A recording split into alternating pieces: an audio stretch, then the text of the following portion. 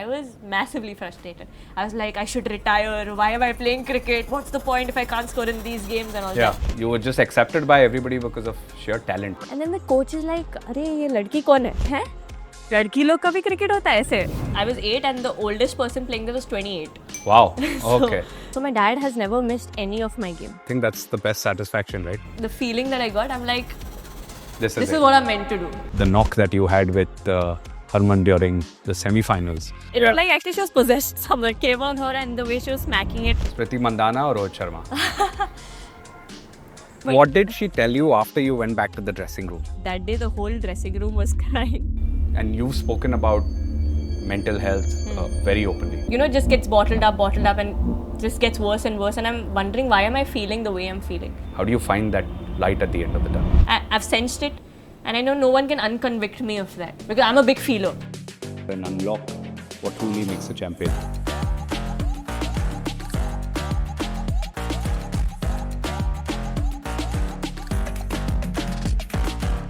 Hi, Jemima. Hello. How are you? Welcome to I'm the very Champions podcast. Thank you.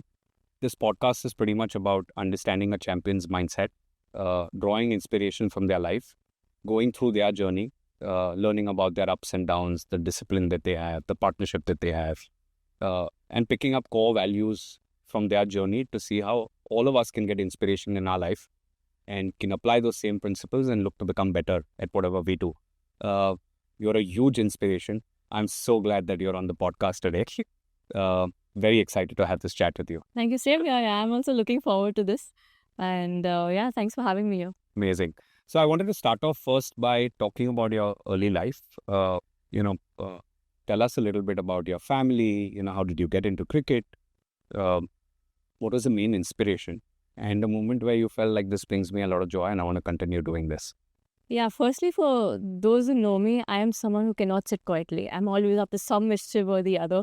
I have two elder brothers, Enoch and Ellie, who annoy me a lot. But looking at them, I picked up a bat and I started playing cricket. My dad loves cricket. He always wanted to be a cricketer, but because they didn't do that well financially then, so he couldn't pursue his dreams.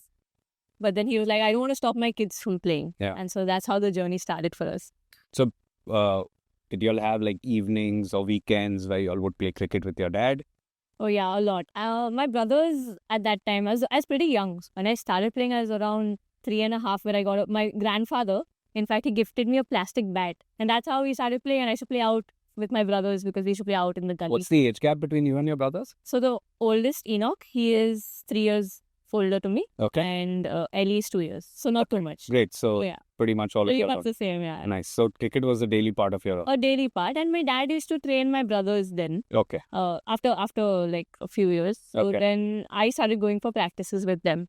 Okay. And I used to only get batting if I would field for 2 hours. Okay. But I absolutely loved it. I used to field for 2 hours for 10 minutes of batting, imagine. That's amazing, because like a lot of kids nowadays Yeah. don't have the patience to wait for 2 hours for 5 minutes of batting, right? So you would have been extremely passionate about... For some reason, even till now, if you ask me, is it batting, bowling or fielding? Fielding is my first choice. Oh, wow.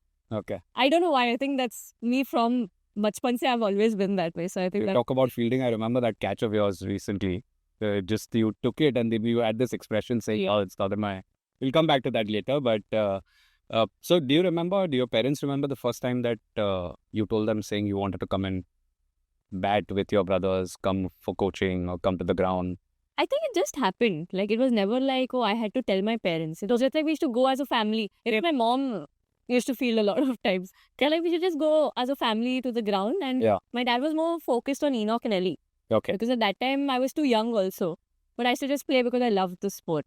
So Okay. there was never that moment where it's like, oh, I really want to do this and you got to push me. No, it was very naturally whatever happened. Yeah. But there was this one point, I think, in my journey where I remember where cricket actually, from me just having fun, I thought, okay, this is what I want to do in life. It was when I played my first ever under-19 tournament for Mumbai. Yeah. And I was 12.5 at that time.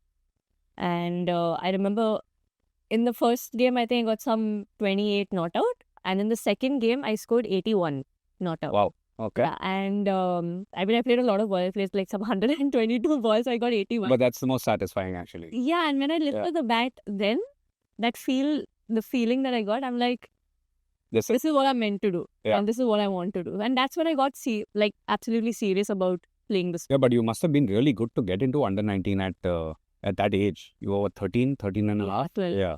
12. Yeah. Wow. That's amazing. So you were probably playing with people who were like maybe twice your age. Yeah. Fantastic. Um, But even before that, right? Tell us a little bit about your initial first few coaches. Was it your dad, and then was there anybody else that coached you and kind of harnessed your skill? Yeah. So initially, my brothers used to go to coaching. So we used to stay in Bhandup, and we had to travel to Bandra for coaching because in Bhandup we didn't have such facilities. So at that time there was Kaleem Jafar sir. He was my first coach, Okay. and he used to coach my brothers. And This was in Bandra. this was in Bandra. So Yeah. St. Andrews goalpost ke piche, no, Yeah. they had like 3 pitches. Yeah. Now which is not there, but they had it then. So there I used to go for practice Yeah. every time. Then after a few years, then we moved to Bandra, which was like a big step for us. Yeah. Because my dad was like, no, the kids are traveling a lot, and we used to go like early morning in the train, 5:30, and it was crowded. I was I think 5 years old Yeah. when I first time went in the men's compartment because my uncle was taking me, Yeah. us all, and I got smashed in that train because it was morning Packed. packed. So then, like I think for 1-2 years we still continued that, and dad was like, okay, I think we need to take that step of faith, move to Bandra, which is really, really expensive. Sort of like 180 square feet where 5 of us were staying. And till the longest time, actually, till I played for India also, that was our house because the rent's too much. Yeah. Yeah, so then that happened, and then slowly it just happened that dad only started coaching us. Like Oh. my mom was like, you're so good and you know so much about cricket, why don't you take them further? So Yeah. I think that's how dad, got a lot more into coaching. And That's amazing, because I feel like the passion of the parents and the kind of dedication and the time that they put into their children becoming something, right? Especially in the case of sports, and in your case, right? It's a huge probably credit to your dad into shaping you into who you've become today, right? Mhm. So I can only kind of try to understand the kind of effort or the time he must have put into all the kids to get them to play cricket at this level. So yeah, man. And actually when I debuted in South Africa when I was 17. My dad has never missed any of my game. Like any of my game. He used to always travel wherever. Somehow, take buses, yeah, swap trains, stuff, and end up reaching. But then my debut was supposed to happen in South Africa, and that time we didn't have that much money for him to travel because we were playing all over the country, not in one place. But then my dad's friend called him up and he's like, listen, you've never missed any of her games. This was going to be her life's most important game. Like a dream come true, you should be there. So somehow dad just figured out something and he came to South Africa. And I remember when I got my cap, my dad was just crying and Yeah. crying and crying. Yeah. Because it was more like, father living his dream through his daughter. Yeah. And he thought his sons would go out and play for India. Later on, he realized, his daughter has talent and he started working on me as much as he worked on my brothers.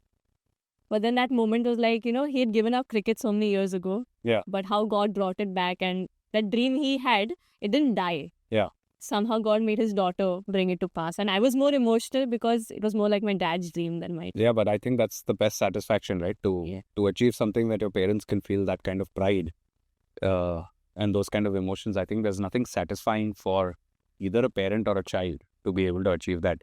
But just going back to your early days, right?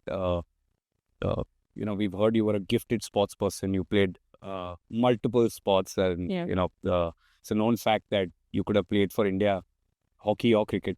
And of course, cricket happened. Yeah. And, you still, I know, aspire to play for India, representing us in hockey, hopefully for the Commonwealth Games. Hopefully.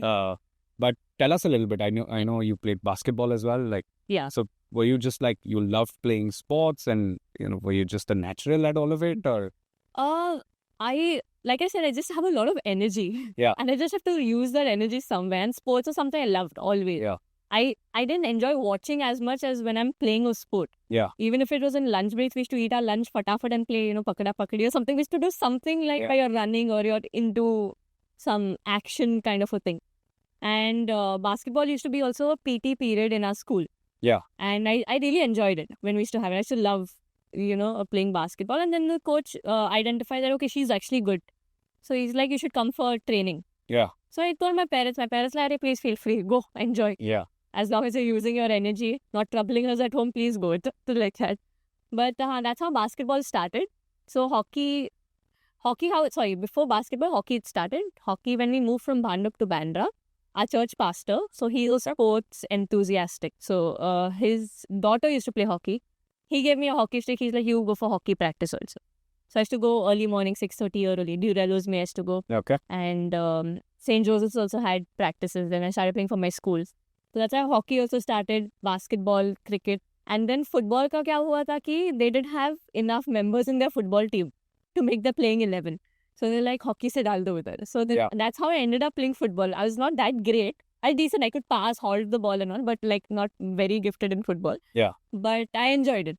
So then that's how football started. So yeah, all those sports happened. Nice.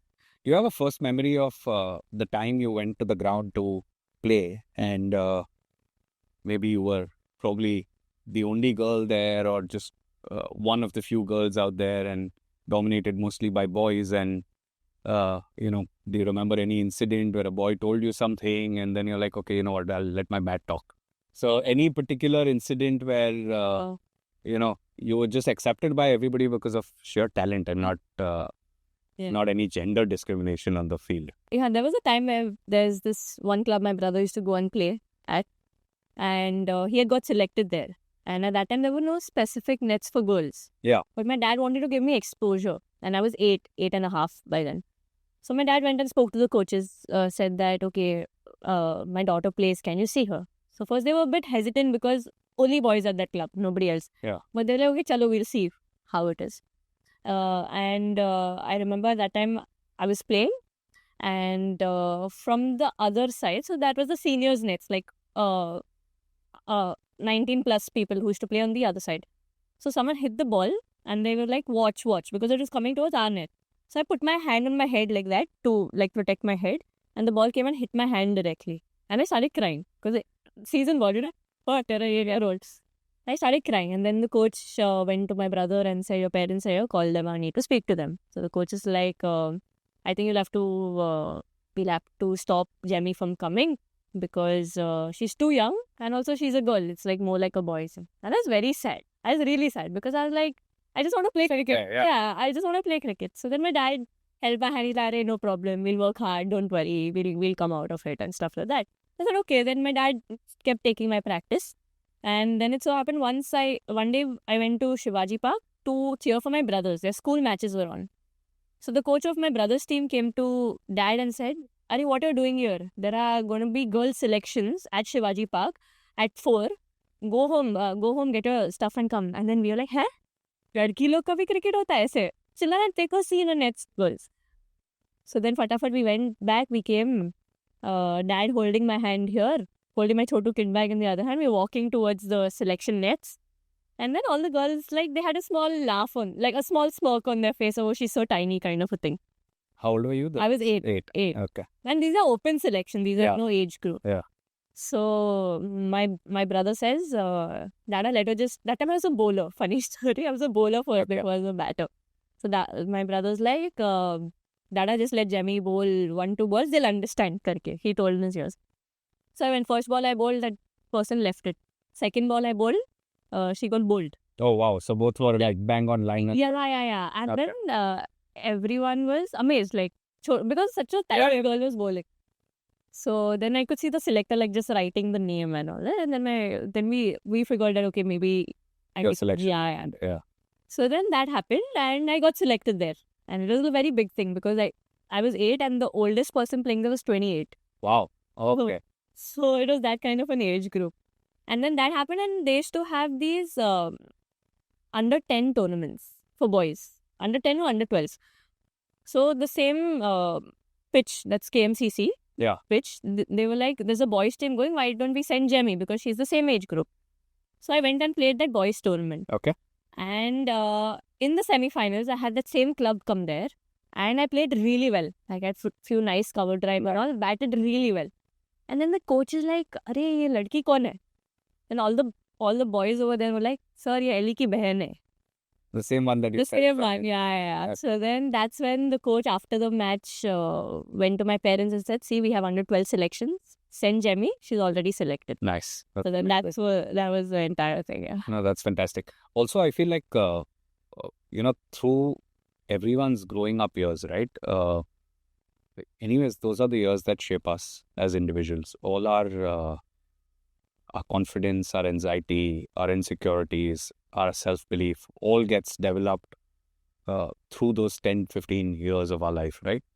I'm sure you had ups and downs through that entire journey as well, right? Did it have a deep impact on you in terms of the personality that you've become today? Is there any form of unlearning that's happening, or is there any form of acceptance that's happening?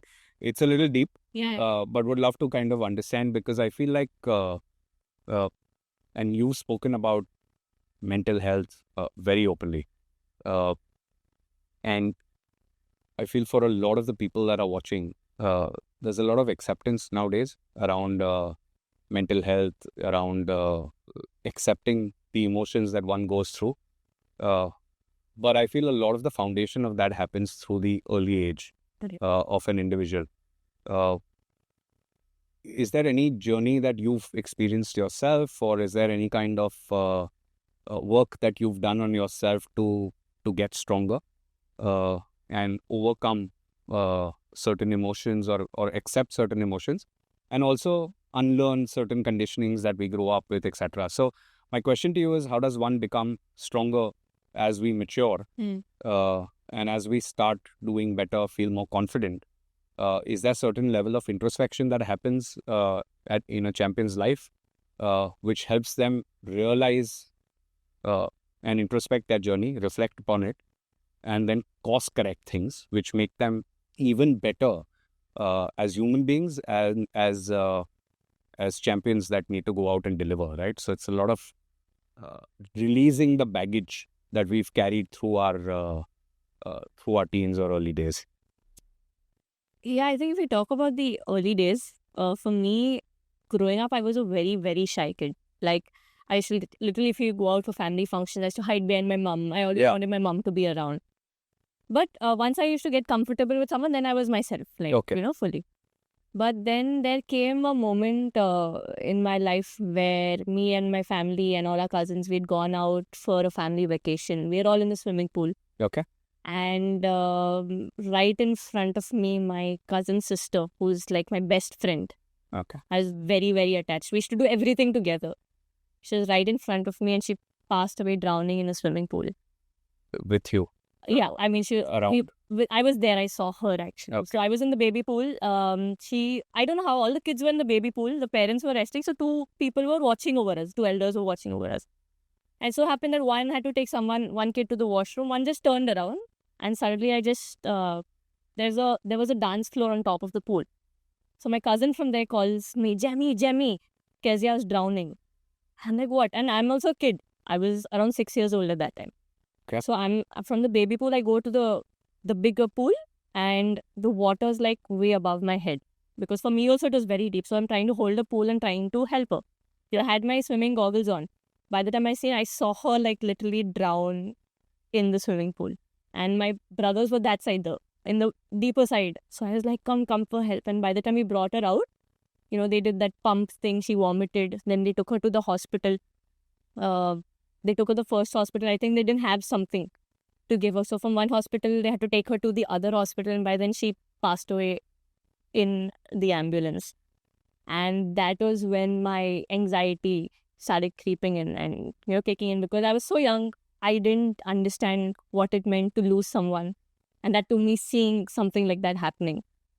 And it was a very hard moment for us, even as a family. And and I think that's when I remember I started becoming very insecure. I couldn't go to school. I couldn't sit in a classroom full of 30 people after that incident. I always wanted my mom to be around. I used to start reacting, just start crying in a classroom because I didn't know what I was, and that time I didn't understand what I was feeling, but I was going through something. I had no idea. So for a lot of time, I think more than a month, my mom used to come with her laptop, sit outside my classroom. I used to sit in the classroom and I should just keep looking. My mom was like, okay, I'm fine, I'm fine. I couldn't sit in a classroom full of 30 people. So I think that's when that anxiety thing started for me. That's when that insecurity, the fear of even anything, I didn't understand what I felt. And a lot of times, I tried to do a lot of things at that time, try to get rid of it, or, oh, I shouldn't feel this, I shouldn't do that. And the thing about anxiety, the thing about feeling those emotions is like, you cannot psych yourself out of not feeling it. Yeah. It's very easy for me to come and tell that I don't feel that, but that doesn't help. Yeah. But it was a journey, and that's when also my faith and my roots in my faith just grew deeper. Because we try all sorts of things. Even as parents, my parents were worried, what's going to happen about this child? She cannot even sit in a classroom full of 30 people. I don't know how she's going to go out and play. Forget about playing in a stadium, just meeting people, interacting with them. But all I can say that, it was just a journey of me just realizing that, there's someone greater than me who loves me, who accepts me the way I am. And he doesn't want me to change before he accepts me. He just accepts me the way I am. And there's this one scripture in the Bible that says, perfect love casts out all fear. Yeah. So my love isn't perfect, but Jesus' love is perfect. And the more I opened up myself to letting him love my anxieties, love my imperfections, love me at my worst, the more I just started realizing, it was just like that, like the scripture said, the fear just slowly started going away. And to be very honest, even till today, I'm not completely rid of my anxiety. It is still there. But like you said, I think there's just that acceptance level has increased. Yeah. And it's okay to not feel okay. Yeah. But at the same time, it's also okay to ask for help. That's why I'm very close to my family, because my family knows about this. We share a very tight bond. Yeah. We know, especially when things don't go well with me, I know they're there for a fact. And that support means the world to me, especially in this World Cup. I can't tell you how grateful I am for that, because I don't think I could have done it without that. And the other fact is my relationship with God. Just to know that someone greater than you who's watching over you, who's taking care of you. When I am all alone in a room and nobody is there, I know he is there and he is with me. I think that gives me a lot of reassurance and confidence to go on. For me, I'm a deeply spiritual individual, and I always believe in God, the universe, and there's a larger plan for us, right? And everything that happens in our life, there's some form of learning. So there's a picture that I personally love. It's Jesus and a little girl, and the little girl is holding a small.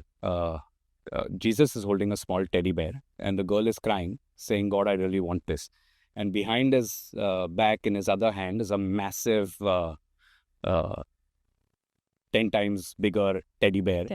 And Jesus is telling the little girl, "Trust me, child, I know what's best for you." So I feel like that's what life is all about, right?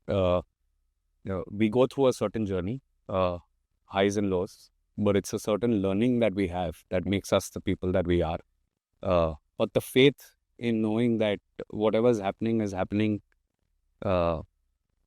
for a certain learning or for our growth.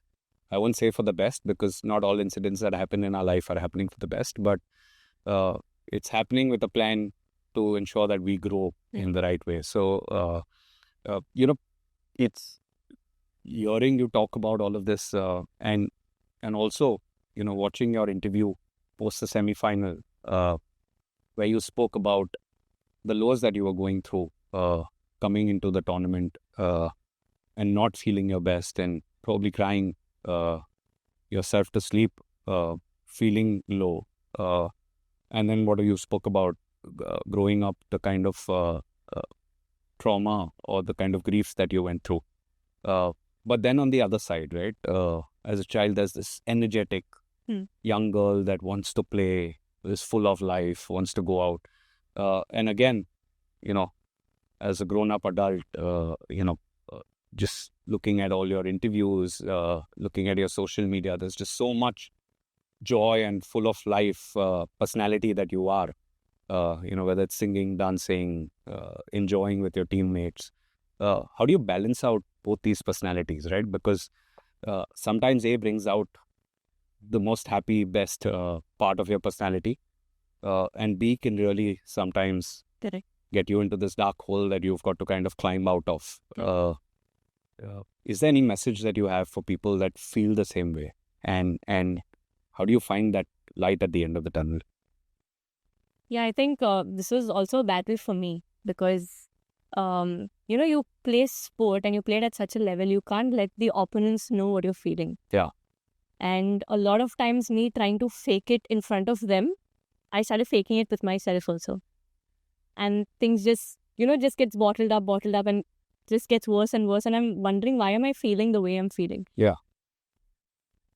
Because the thing was that I was not actually being honest with myself about what I was feeling. And it all comes down to I didn't want to accept that I was not okay. Yeah. And I think that was the biggest learning for me, to just be okay with having emotions, being okay with feeling what I'm feeling. And it's not a wrong thing. Sometimes we just feel like, well, that other person's life is so perfect, they got it all together, means there's something wrong with me. Yeah. But the truth is that everyone to a certain extent is going through something. Correct. Nobody just shows it. But actually everyone in the same boat with different challenges. But I think for me it was just accepting those feelings and allowing myself to feel those feelings. Because I'm a big feeler. Yeah. Whatever I do, I'm a big feeler. Even if I have to give something to someone, I feel it and then I'll give it. I'll give my heart or whatever. So for me, it took me a while, but to just be okay with feeling what I'm feeling. And even if it was feeling sad, even if it was feeling anxious. Because whenever that anxious feeling or the fearful feeling used to come, I should try and fight. I'm like, no, I can't feel this way. I got to block it. And the thing was, I was just pushing it away. But it was always there. It never went away. Yeah. But then when I just realized that it's okay to just sit down and just feel what I'm feeling and ask God to meet me there, that's when I also opened up myself to letting Him heal the part of me I couldn't. Yeah. I mean, I know a lot of people might not understand it, but I've experienced it. Yeah. And that's why my faith is not something like someone has told me to, okay, you got to believe in something. No, it's actually your own experience. my own experience. I've experienced it. I've sensed it. Yeah. I've sensed it. And I know no one can unconvict me of that. Yeah. And not that I'm going to force anyone to believe what I believe. But all I would say is that I just know that if there is a God, ask Him to be real and ask Him to meet you where you are and He will show up for you. And that's my only thing, because I know that has got me out of so much. Yeah. In Sanskrit, there is a saying, there's a word called pratyaksh. And that basically is that the best learning you have is through direct cognition, your direct experience, right? And that just once you have it, you just know it that this is right for me. Correct. So it just feels like that's what's happened to you. I'm truly grateful that, you're opening up and just being so honest about your life. And that really helps us understand you better and unlock what truly makes a champion. Yeah. I forgot, but you had asked me, how do I balance it? Yeah. I think it was just when I started letting myself feel this side of the emotion, the other side of the emotion was much more easier. I didn't have to fake the joy. Yeah. I don't know if I'm explaining. Yeah, no, I totally The more I tried to suppress this feeling, Yeah. even the joy part, I had to fake it in front of people that I am doing okay. Yeah. But once you accept, you're Once I playing accepted, naturally. yeah, and I just allowed myself to feel what I'm feeling and presented it to a higher authority. Yeah. The other side also became easy. So Yeah. now I'm not hard and fast. There are days I feel great and I want to be, but there are days I also feel really low. But I think I've just started accepting that. And the more I accept it, I think the people around me also started accepting it and, started helping me out with that. Oh, that's amazing. Jimmy, let's get into your teens, right? So you started, like you said, at 12 and a half, 13, you started playing for Mumbai. You had some incredible knocks, right? Leading up to 2017, where you actually started getting really noticed, right? So I want to specifically talk about your knocks against Gujarat, your century, and your double century against Saurashtra. Can you tell us a little bit about those two innings? Because at least, like, for me, I feel like those were your standout innings that actually got you noticed to represent India, which I think you made your debut in 2018, which was the year following that. So can you tell us about these two knocks and why they were special for you? Yeah, I think it was something my dad always used to give me targets. And his targets used to not be like small, chotu target. He's like, in 10 games, 5 centuries. And he is like double 100. So the double 100 when I hit, that was previous year's target. That year target was 300. So my dad's always, his targets are always there. But I also liked it in a way because he always pushed me to dream and set my focus there. Because maybe if I was just targeting 100, I would get an Aim for the stars, you'll land up at the moon. So, something like that. So that is what has happened. And the year before I got that, was where I'd scored in every single game. Like I was averaging, I think, in under 19s, 376. Because not out in all the games. I led Mumbai for the first time. We won the championship, All India Championship. So what, you were 18? Less than 18? No, I like was 16. 16, yeah. I was 16 then. And MS Dhoni was it. It was Happy Ranchi. So he gave us the trophy. Oh, wow. He gave us the trophy and that was very special. And then came the 3 most important games to play for India. That is the Challengers Trophy. So it's India A, India B, India C, and we play against each other. You do well there, you're going to play for India. Sure. In those games, I got out on 1, 0, and 1. Okay. Like after having a crazy tournament, whole year I'd scored, and even in seniors I'd scored. Like minimum 40 in every game. But those 3 most important games didn't get picked. And then because of that, I didn't make it to the 2017 World Cup squad. Because there were rumors going on that if I would have just scored in one game also, the 40 run, I was through the Indian team because I'd scored the entire season. And I was frustrated. I was massively frustrated. I was like, I should retire. Why am I playing cricket? What's the point if I can't score in these games and all that? So then the next year started. Then again, I got back to working hard with my dad. In that year, actually, we worked a lot more on my power hitting because I'm more of a timer, touch player. Yeah. But I started developing upper strokes, started accessing a little more different areas of the ground, picking gaps. And my dad, during practice, so we used to practice on a bowling machine. So he used to play matches with me. So he used to keep changing the bowling machine and I had to just keep playing. He would set a field, we would put cones. I had to count my runs. So I had to score 100. 100 or how much ever, 3 hours if you practice, how much ever happens. But the moment I get out, even if I start maybe 30, 40 or maybe a 70, I get out, I have to start from 0 and I have to score 100. So that's how that consistency there started happening. I used to score hundreds with dad on a rolling machine. Yeah. Then the new season came. The new season I started scoring and against Gujarat, like you said, I got 178 or something like that. And I could have got my double 100 there. I went back and dad being dad, like everyone said, oh, well played. Dad was like, you missed your 200. And I also knew because I knew I could have done it. Yeah. So I was a bit sad about it. And then next game happened and then we played Saurashtra. So Saurashtra had happened. My only target that day was to play full 50 overs. I say 200 ka itna nahi tha because we just wanted to win that game for the team. And it so happened that moment happened and that 200 happened in that game, in a 50 over game. And I think after Smriti, I became the second Indian to hit a 200 in a 50 over games. And that's when my dad, he called me and today you played well. And I came 200 and he like, you played well because you came back not out. I scored 200 and 2 not out. So for him, that was very big.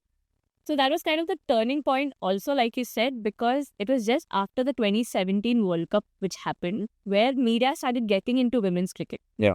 Otherwise, media and women's cricket, you've never seen it. Maybe one odd journalist and all, but it was never spoken about. But the moment I came back and I got my phone from my manager, our team manager, we got our phone, my phone didn't stop ringing, it buzzing and buzzing. People are calling for interviews, this and I'm like, this is so rare. Women's cricket में ऐसे कभी नहीं देखा था मैंने. So I think that's when the change happened and people started, a lot of media attention started going towards our game and then they said, okay, there is someone over here and she's scoring. And in that season, I scored 1,013 runs in 11 games. Oh, wow. Yeah, and then came the Challengers Trophy and I was super, super scared because I had done same happened. I did all the runs, but this game, if I don't score, I won't play for India. Yeah. I was super nervous and the morning of the first game also, one of our coaches had come to me and he was like, the selectors are talking about you. He's like, you score in all these games, but important games you don't score. I'm like, sir, you're not even helping me, I'm feeling most pressure. But so happened in that tournament started off really well for me. I got some 82 in the first game and became the third highest run scorer. When all the India players were playing, like Smriti, Poonam Raut, and I was the third highest run scorer in that tournament. Okay. And that's when the call came, okay, she's going to play for India. That's how it happened. But Did you play with any of your idols? Like growing up, you would have been like, wow, she's a great fast bowler, she's a great batsman. Juludika, I had. So you played against her? I played against her. She only, the previous season, she had only got me out. Oh, okay. So इतना बुरा भी नहीं लगा था, but Yeah. फिर भी. Yeah. But then, with Juludi, how it was always like, you just middle, forget about hitting a boundary. You just middle one ball that she bowls, you get a lot of, wow, I middle Julan Goswami. It's just like, that kind of a feeling. But yeah, I think that was what it is. But what I wanted to say here, when I look back from here, if I had have gotten selected the previous year, maybe I wouldn't have had such an impact as I had the next year. Yeah. Because that entire 1 year, we worked so hard. Jesus with that soft talk, Yeah, right? So exactly. saying, be patient, there's something better for you. So It all worked out. yeah. But that's amazing. Do you remember the time you got the call? Yeah. So can you tell us a little bit about being selected for Team India? Yeah. So still after scoring also, there were a lot of rumors, like, people talk. They were like, maybe she might not get picked here because she's still young. Yeah. She's done well, no doubt, and we're going to play in South Africa, maybe in the next series or something like that. So we all are still very nervous. I know I did well, but then, yeah, we're just still nervous. So I remember we knew today the team is going to come out. So I was pretending to sleep. I was not sleeping, I was pretending to sleep. Mom and dad were up. They were like praying actually what is all happening. And I was pretending to sleep, and then suddenly dad gets a call. And there's a silence. We don't know what has happened. Suddenly we just burst into tears. That's when I realized, chalo ho gaya. And honestly, I didn't get that emotional then, but seeing my mom and my dad cry, then I started crying. What is your brother's reaction? My brother like, हम लोग को पता ही था. ये Right. होने वाला है. Nice. So I think it was the consciousness of the entire family which was leading towards saying this is going to happen, right? There was a strong belief or faith saying, she's good enough for this to happen. Yeah. It has to happen. The funny So- thing about my dad, and my dad right from childhood, even before I maybe just picked up a bat, he is like, no, my kids, they're going to do great in life. They're going to win. They are going to play for India. That was always his mindset. And I remember, I think when I was around 8-9 years old only, I was sleeping and Chak De India was playing on TV. My dad suddenly wakes me up. Yeah. He wakes me up. He's like, Chalo, get up. I'm like, yeah, what happened? He's like, this year you have to play for India. You have to. And I started laughing and Dad, I'm sleeping. Don't wake me. Sorry, I was not 8. I think I was around 14. Oh, that time. Like, this year you have to play for India. So he's always been that way. Yeah. Fantastic.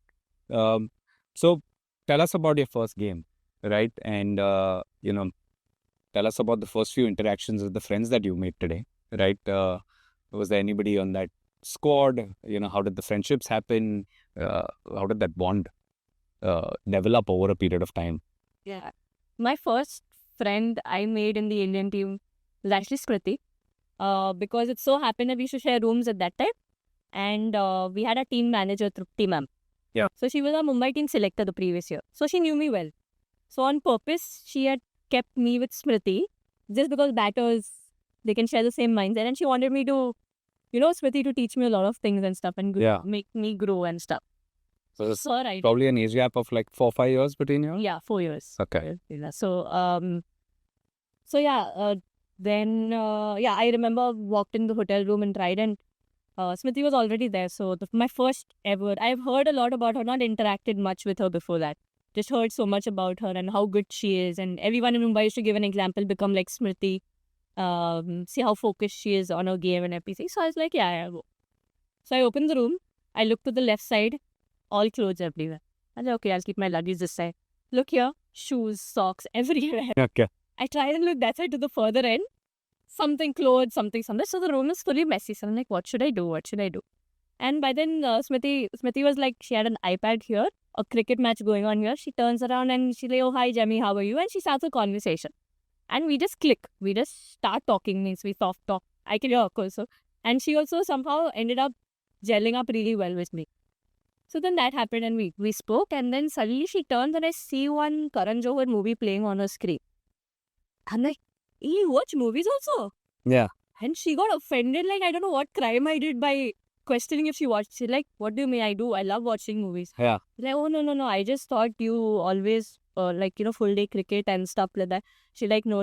That people made up my image like that. I also wear specs, so people feel I'm that nerdy. But I love watching movies." And I was like, "Then what about this IPL game?"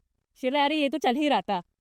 I didn't realize there was some movies happening." So that's how our conversation happened. And about my suitcase, I'm still there starting with my suitcase. I don't know what to do. So what I did, because she's a little senior by then, I used to put the suitcase on the bed, remove few clothes, take a shower, put the clothes back, pack my suitcase and make it stand there. Okay.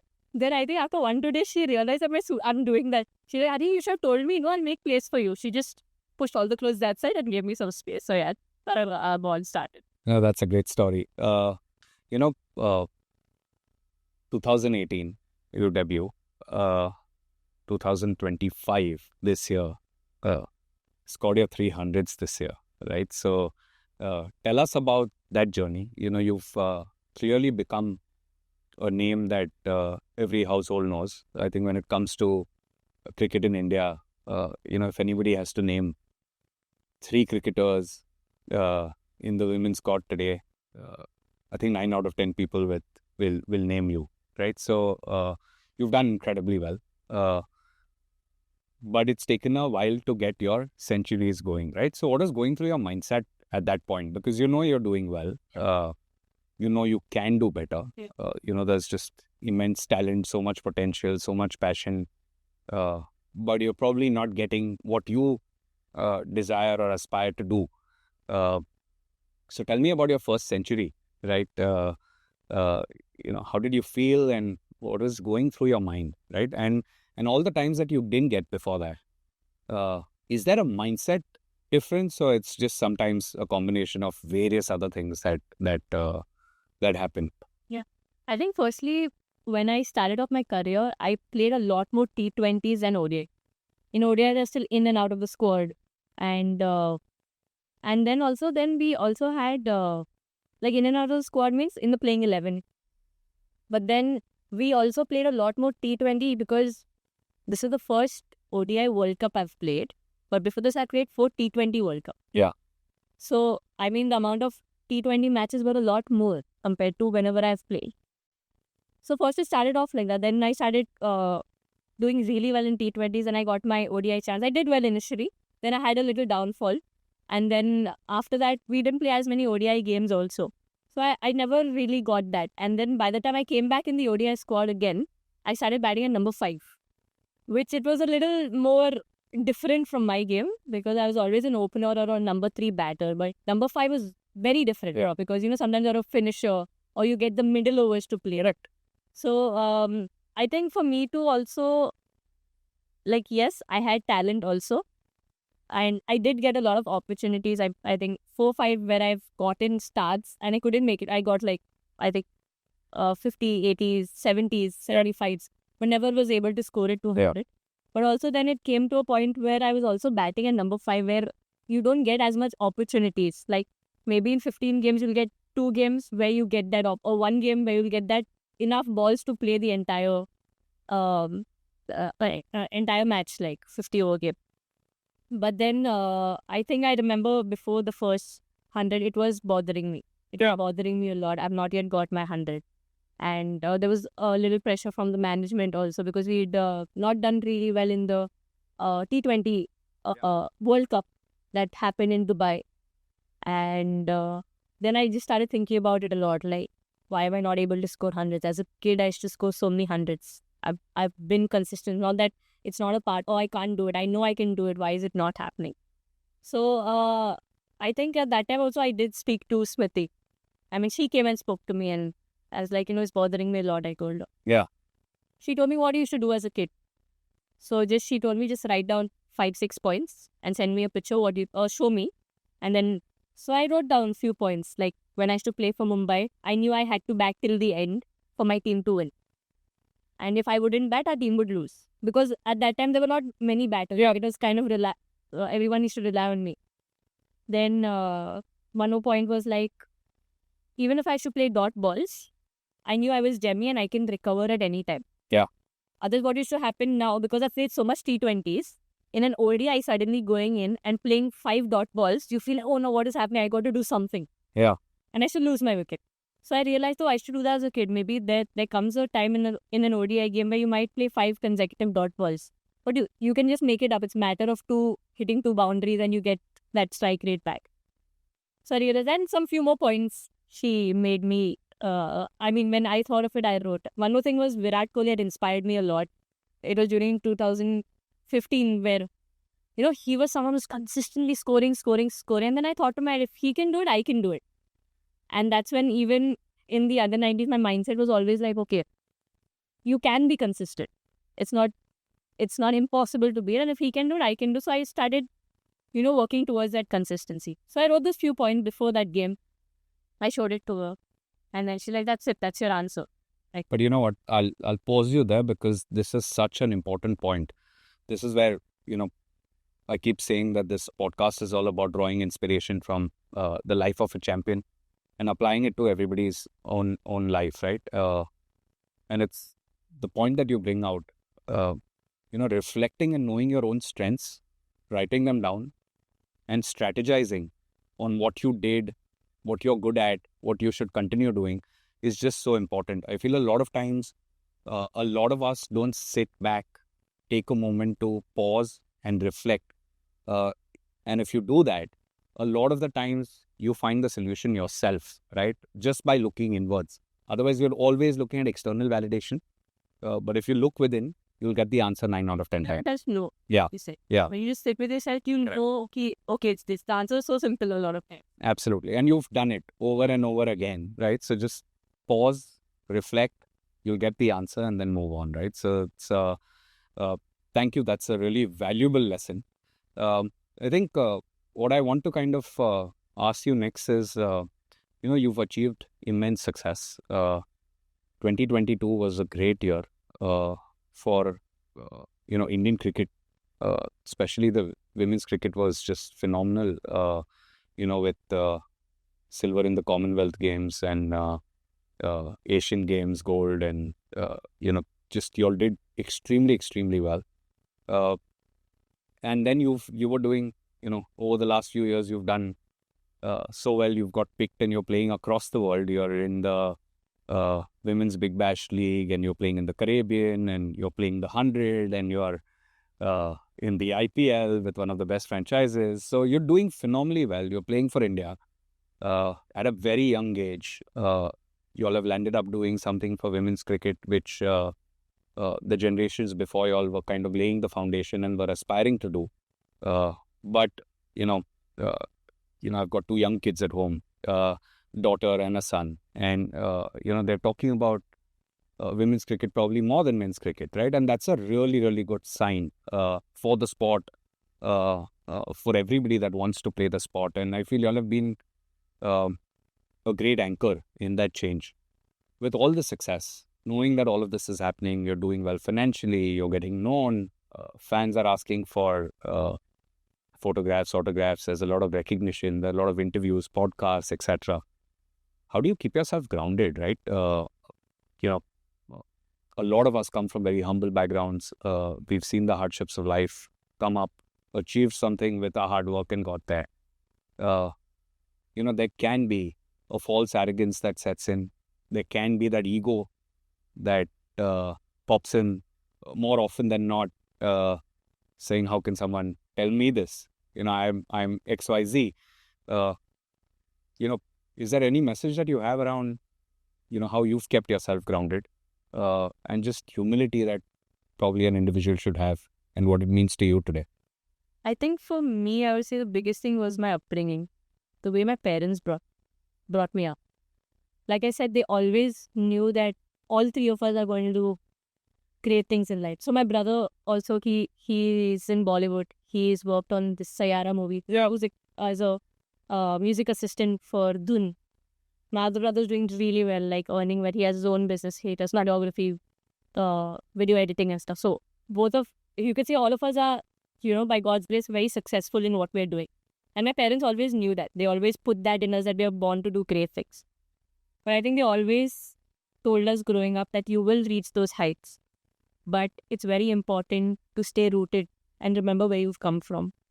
And I think that was from a very young age. I think even if there were times growing up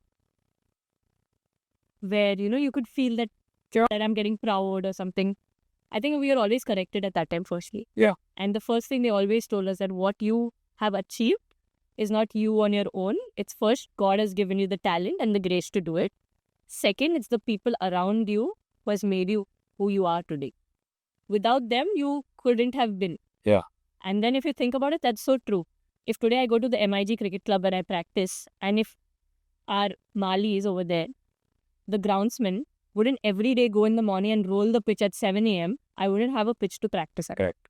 If, my physios wouldn't have helped me during this World Cup, because I was struggling with a back injury, and before the World Cup, I took an off just to, recover from that. If she wouldn't have helped me, or they wouldn't have helped me as a team and the strength and conditioning coach, then maybe I couldn't have performed. I couldn't have survived to play even the semi-finals. Yeah. So wherever I am, if it was not for my parents' sacrifice, my mom every day morning waking up at 5 a.m., packing our dabbas, then waking us up, sending us off to go for cricket practice, then maybe I would have never reached where I am today. She used to wash our clothes, and if you're a Jemmy, your whites are never white. I just roll in the mud and come. But she used to wash it with her hands. So, it's the little things that people do Yeah. to make you who you are today. Yeah. And I genuinely don't believe in the fact that I am a self-made man or a woman. I think God just uses the right people at the right time. Maybe sometimes it's a simple, someone I don't know comes and tells me one word, but actually gives me the faith to go out there and, okay, this is what I should do. Yeah. It's as simple as that. But when you realize that what you have is not just you, it's also the people around you and your creator who gave you the grace to do it, Yeah. then it becomes a lot more simpler to not take credit for it. Yeah. And I feel that, I feel like the more grateful you are, the more humble you are. It's just easier to go out and perform without the whole baggage of ego or arrogance. And I also believe that, if that overshadows you or overpowers your personality, the force that takes you up can easily bring you down as well, right? So, no, it's amazing. And like I was telling you that, that semi-final, both my kids and I were watching. And I think what truly touched our hearts was, of course, the innings, but it was actually a post-match interview, right? Which just brought out the real you, right? It just brought out raw emotions. It brought out that genuine person that couldn't have been faked, right? That emotions were just so real in that moment, and that brings out the champion truly, right? So it's just about truly being accepting of the fact that you are a product of a larger force and everybody in and around you. So truly appreciate what you just said here, and I feel true champions are really made out of this. Jemmy, I also wanted to kind of, life is not always going to be just ups. There are going to be downs as well. All of us face it. As entrepreneurs as well, not every project, not every quarter is going to be us hitting the ball out of the park. There are going to be sharp learnings. We take that in our stride. We ensure that, we take those learnings, move forward and don't repeat them, right? And it's just so important to pick yourself up and have that confidence and that self-belief to go out and perform. And I feel a lot of the inspiration that at least I draw in my life comes from sportsmen, right? Because you could have scored a couple of centuries in the previous season or series, and then the most important match comes and you've put in all the preparation, you've come with the right kind of mindset, and the opposition can get the better of you, right? And there's just only so much in your control. Somebody could take an immense, insane catch. A decision could go against you. There are a lot of other factors, right? Or just the opponent just bowls something to you which is just unplayable, right? Yeah. So, how do you kind of pick yourself up? And especially for you all, it's a lot tougher, right? Because you go from one game to the other. And the sport is all about mindset. Because for years, you've kind of honed your skill. The talent is there. Everybody knows it. But eventually, that difference comes from the mindset and overpowering the opposition, right? You've had tough moments. You've been dropped, you've sat out, you've clearly spoken about how you felt.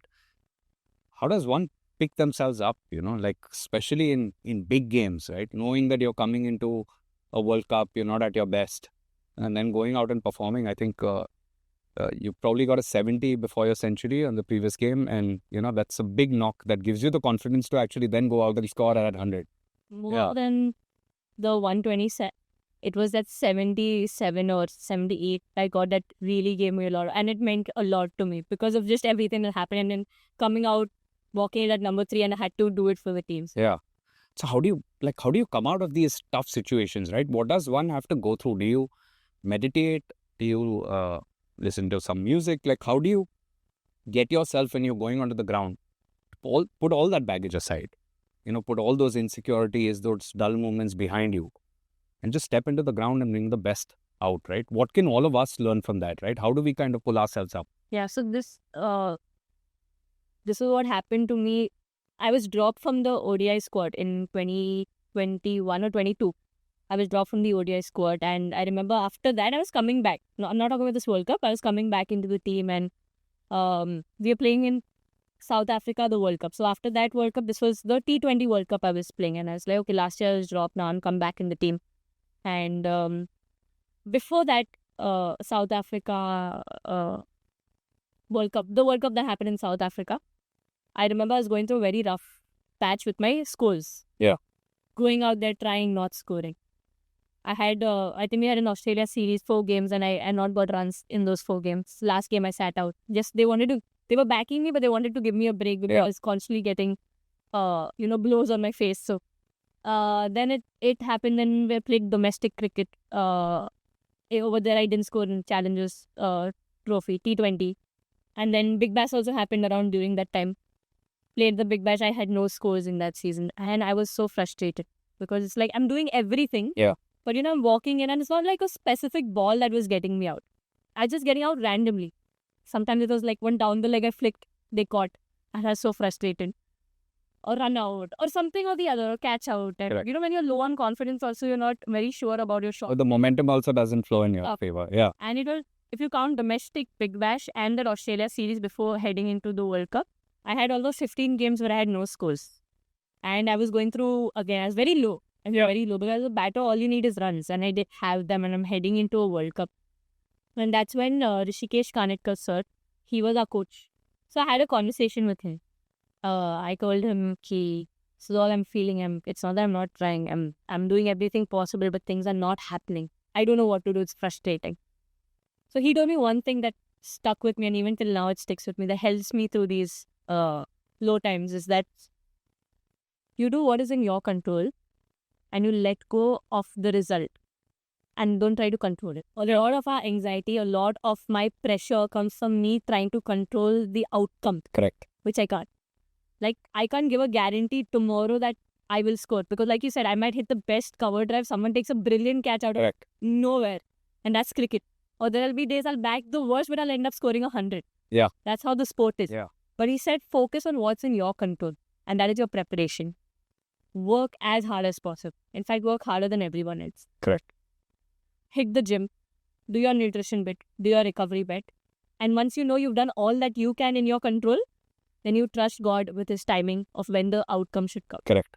There is no guarantee. Yeah. That's when you also trust a higher authority that He's in control. But you got to do your part. So that's when I just changed my mindset rather than... It was very hard. It was very hard because at the end I want to score runs. That's why I'm working hard. But I just started focusing on, okay, I'm nets for 3 hours. I used to bat for like 2.5 hours, half an hour go and field. Yeah. Like full day. If not nets, I'll go underarm knocking or something or the other. Hit the gym, do my nutrition bit, do everything. And at night, I used to come back, I did everything, tick, tick, tick. Okay, now I can sleep like a baby. Because I know I've done my part. Yeah. And what's going to happen in the match, I can't control. So that gave me a lot of confidence going into a game also. So this actually, this reminds me of that verse from Gita, which says, Karam kar, fal ki asha mat rakh, right? And personally, I, again, am able to relate because one of the things that I do every day is, before I go to sleep, I spend like a minute with myself just to kind of think, did I give my 120% today? If the answer to that is yes, Sorry. then I'm like, I can't control the outcome. What I could have done is I could have given my best today. If I've done that, there is so many forces in the universe that all come together for a particular outcome, right? And the only thing which is in my control is what I add to that, the spice that I add to that recipe, right? So if I've done my bit, then I leave it, and then I'm like, whatever the outcome is, I'm accepting of that. And because of that, I feel like the fear of failure, stress is just gone out of my life. Yeah, Right? to be controlling what you can. Correct. Yeah, and even like a lot of people talk about the semi-finals. Did you do something different? I said, to be honest, no. Like I had the same amount of preparation that I've been doing from 2 years.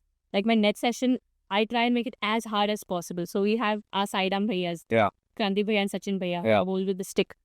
So I tell them we keep challenges. Like I try and put myself in scenarios where it's difficult. Like I'm walking in, it's 0 for 3. Like just random, most difficult challenges.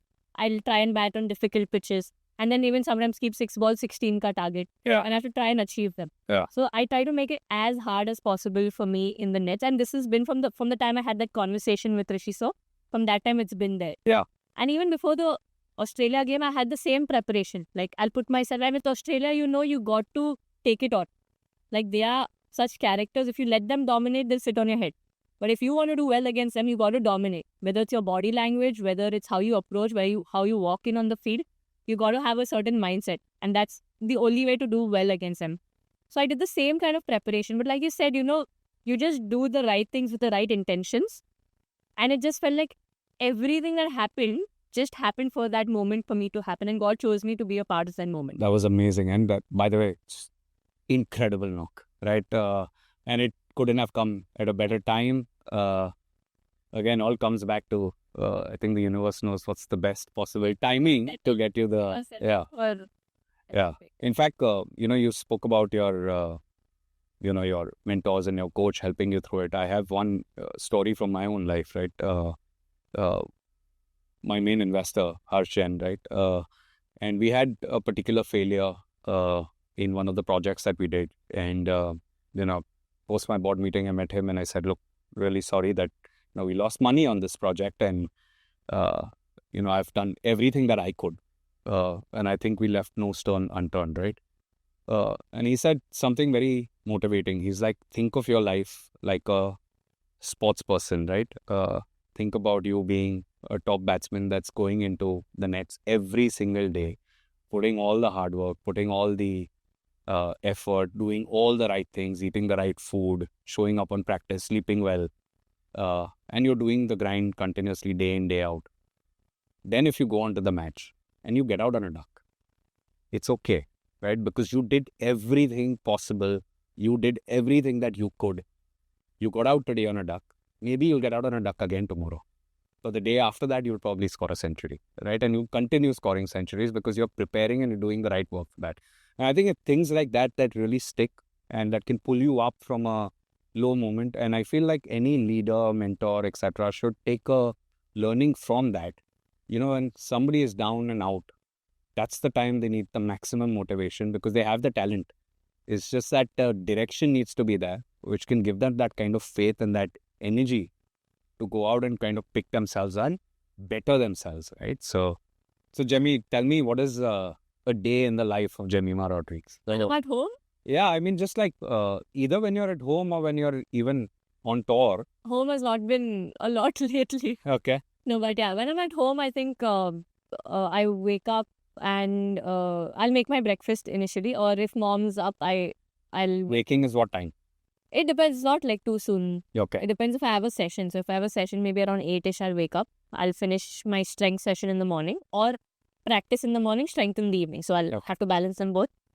Do that, come back home, rest for some time, go for the next session in the evening. Come back, and then I love chilling with my family, my cousins and all that. So I'll either have some time with them and all that. Play with my dog. So that happens throughout the day. The moment I come back home, I'll take him down to play with the balloon. He loves playing with the balloon. Or evening, when I come back evening, I take him for a walk whenever I'm there. So he loves it when I come back because we both share the same energy. So we're very energetic people. But and apart from that, I think that's pretty much my schedule. Yeah. What time do you normally sleep? How many hours of sleep do you get? So I try and make 8 hours of sleep. Okay. But At home, sometimes I do sleep late, like around 12:30.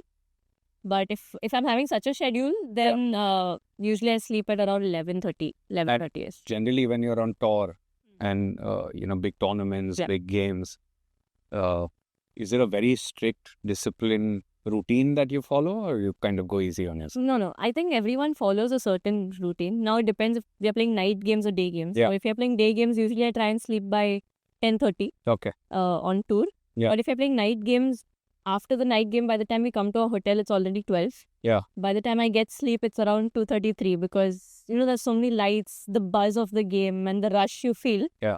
My body is tired, but my mind can't sleep. So it takes me a while to sleep. So that's when I kind of then set a routine, especially WPL time and all.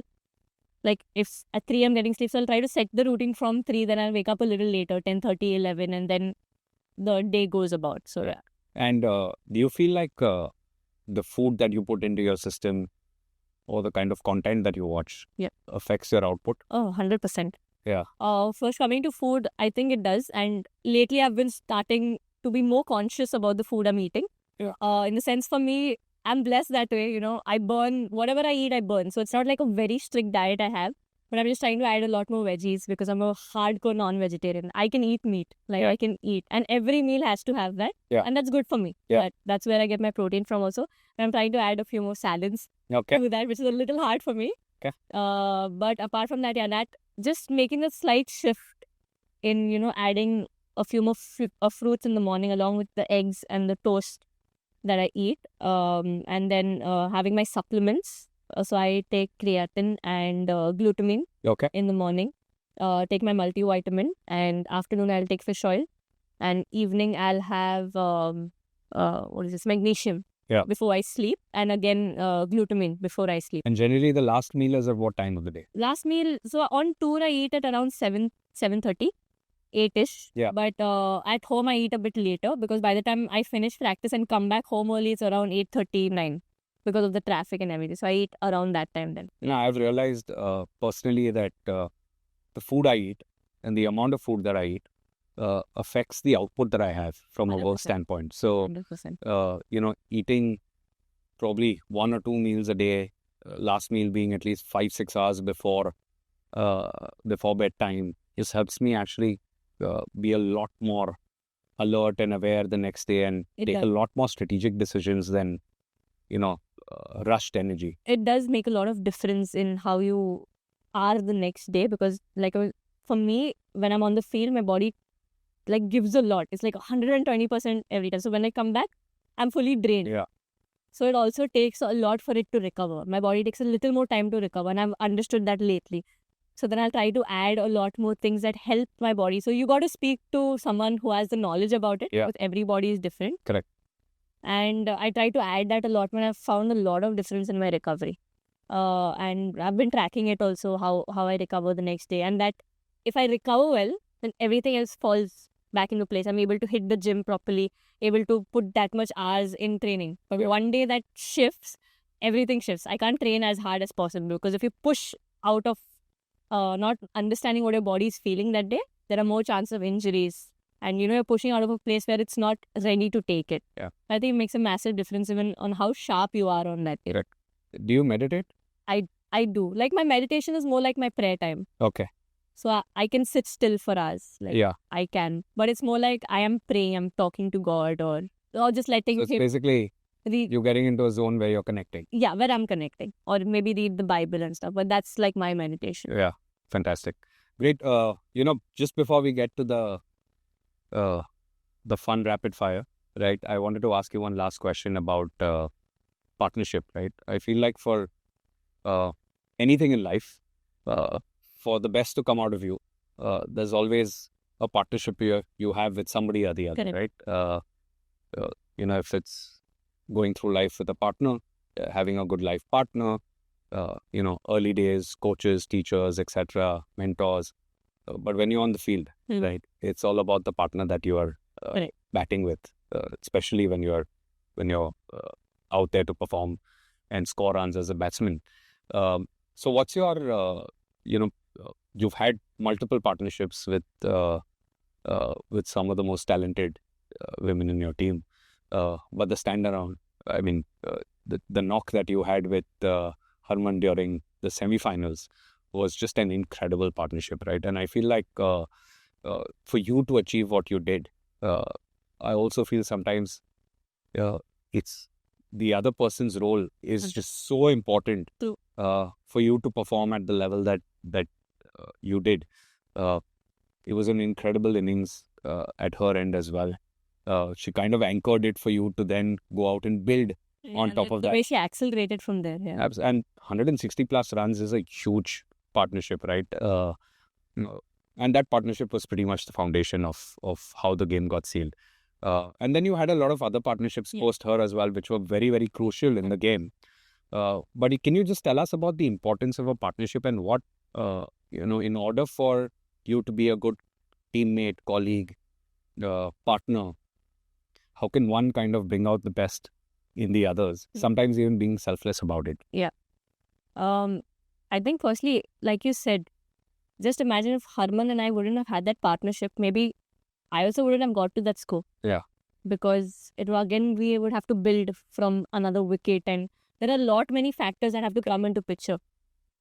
But just knowing someone is constantly there, just giving you that firm support, and likewise me to her. Yeah. It helps you build on each other also. Like the confidence comes from each other Correct. too. So I think with Harman, the thing is that I've always had great partnerships with her. And especially in crucial matches. Yeah. Whether it was the Commonwealth finals, we came short by a few runs. Whether it was Something very similar though. similar. She had an outstanding innings there as well. Same. Yeah. And we had I think a 97 run partnership or something like that. Again, early wickets, we both come in, we had that partnership against Australia. In 2023 in South Africa, in the semi-finals against Australia, same thing. We had a crazy partnership and we were like just cruising to win the game and we lost by 5 runs. Yeah. So always that has happened. But I just knew the moment wickets fell and Harman came in, I knew a lot was dependent on this partnership. But I also know from a past history that, at such times both of us always stand up. Yeah. It's just a matter of time. If we can just pull it a little more, Correct. Yeah. things might just change. So I think when it comes to a partnership, it's the amount of belief and trust you have on the front person that plays a massive role. And Haridi has that with me, I have that with her. Yeah. And it's not that we've spoken about it, but we just know when we both are there, we know we understand each other's game really well. We are able to understand what mindset that person is at that moment. Because when Haridi came in initially, she was, taking a few balls, but I was set. So I was going after it. But then when I lost energy and I spoke to her, I was honest with her. I was like, I'm starting to lose concentration because I'm very tired. What to do, Haridi? She's like, give me strike, I will take care of it. So even to understand that your front person and to have that bond where you can be honest with what you're feeling at that moment also might just help you to build a better partnership than just saying, no, you should do it at that time. Just taking the other person's responsibility. So then when I got tired, she took it on. And what she accelerated at that time, It was it was like, incredible knock. it was like actually she was possessed. Someone came on her and the way she was smacking it, you could see the body language of the opponents going down. So I think the most important thing is firstly that trust and that belief in each other and also to communicate at that moment. We were constantly talking, okay, this is what it is. Then at one moment, Haridi came to me and said, it's 30 overs. The run rate's creeping up to almost 9. Should we go a little more attacking now? Then I was like, no, Haridi, I think it's too soon because we've done that in the past. So my past experience, like, no, it's too soon. Maybe 5 more overs we'd play the same way because we were getting 7 to 8 an over. Getting 9 wouldn't be much of a difference. But if we lose a wicket here, Australia can come in. And they're 20 overs still. So maybe a little more if we can stretch it. Yeah. So like, yeah, I think that makes sense. So to have that conversations and, I mean, it's a very vast thing. But What did she tell you after you went back to the dressing room? that day, Yeah. I think she was just crying. Yeah. She didn't tell me anything. Yeah, because We were- there's so much hard work out there Yeah, and then it actually coming through, true. right? I feel like the connect you all would have had after that. Yeah. And the thing with me and Haridi, we don't talk much about what we feel. Yeah. But we understand, the camaraderie we have. But all I knew was that she was just crying. And I think that day the whole dressing room was crying. Amazing. So yeah. Great. Jemmy, this has been a lot of fun. It's been a lot of learning as well. Truly got to understand you as a person a lot more in detail. And very grateful that you've been so honest and open about it. Next I want to just have some fun and we can have some quick questions that we'd love for you to answer. Yeah. I want to kind of understand. I'm going to name a few female athletes globally, and just want to understand from you who would your top 3 favorites be from this list? Why are you putting me on the spot? Just any 3 out of the lot, Okay, right? fine. Serena Williams, Mithali Raj, Jhulan Goswami, Harmanpreet Kaur, Smriti Mandhana, Meg Lanning, Susie Bates, Heather Knight, Charlotte Edwards, Shefali Verma, Mary Kom, Sania Mirza, Simone Biles, PV Sindhu, PT Usha, Martha, and Shelly and Fraser Phillips. Price. I can't choose from. I mean, everyone's inspired me, and everyone's such a legend. I don't think I can choose from this lot. Yeah. Any favorite? I love Serena Williams. Yeah. Because growing up, I watched her a lot, and the way she used to dominate tennis was crazy. Also a Nike athlete, so I was more inclined towards that. But I think she did inspire me a lot. Meg, when it came to captaincy, because I worked so closely with her in DC, the way she's calm under pressure, but her thought process was very aggressive, always attacking. So I think that was one thing for Meg. Then Smriti would be to, just be so clear about what you want to do. Yeah. Like, she is someone who loves clarity in everything that she does. And even, I've played under her also. She's always told me, whenever you're going to lead, the most important thing is, the bowler should be like a best friend, where they trust you. And even when things don't go their way, that, you can get the best out of them on that day. So when you think of it from that perspective, you always try and find a solution. Yeah. Then go and shout, "Yaar, kya dal rahi hai tu?" That kind of way. Correct. So I think that with Harman, she's always stood out in big tournaments as a leader, as a captain. So she likes to lead from the front, and she wants to be there to take the team through. So I mean, everyone have their own special qualities. But and Juludeep, I would say, for professionalism. I mean, I remember she was playing her last series in England before she would retire. And I was injured at that time at Bangalore. So they had come for a 3-day camp in Bangalore before they would fly. It was like she's in her youth days, how you prepare, bowling like 10, 15 overs properly till she doesn't get it right, she will not stop. And just to see that same amount of work, hard work, and dedication going into her last, she's a legend. She's already achieved everything. Yeah. Why does she have to? But she still did it. And I think that is something I always admired about her, and I'll always keep with me. So yeah. It's amazing. Great. Quick. This or that. Test cricket or T20? Test cricket. Okay. Opening the innings or finishing a chase? Finishing a chase now. Okay. Big crowd or empty stadium? Big crowd. Straight drive or cover drive? I love the cover drive, but satisfaction of a straight drive. Smriti Mandhana or Rohit Sharma? No offense, Rohit, but Smriti. Okay. Morning nets or night matches? Night games. Winning ugly or losing beautifully? Winning ugly. Good one. Calm pressure or chaos moments? Calm pressure. Music before a game or silence? Music. City life or home comfort? Now it's home comfort for sure. Playing in India or playing internationally? International. One word that describes this phase of your life? This phase? One word. The start. It's beautiful.